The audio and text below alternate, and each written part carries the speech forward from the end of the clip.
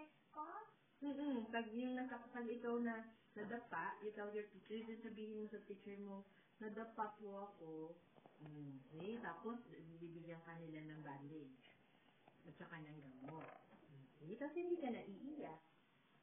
Kasi malaki ako sa kindergarten. Oo, malaki ka na.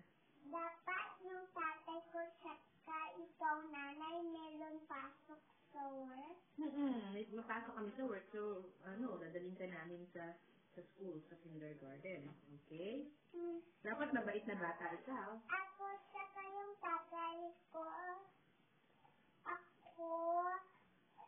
Tatay ko saka ikaw nanay, madalin ako sa kindergarten. Dalawa ka na? Dalawa kami. Oo. Tapos pati si Butchikol, dadalhin natin sa daycare. Saka madalin siya sa daycare ko. At yung mama ko pa. Yung mama. Sinong mama mo? Mama yun. Ano Tagalog sa daddy? Tatay. Ano Tagalog sa mami? Nanay. Ano Tagalog sa grandma? Dula.